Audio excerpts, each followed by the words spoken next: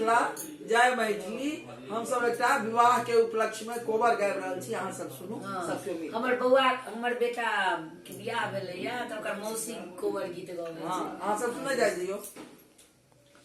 हे की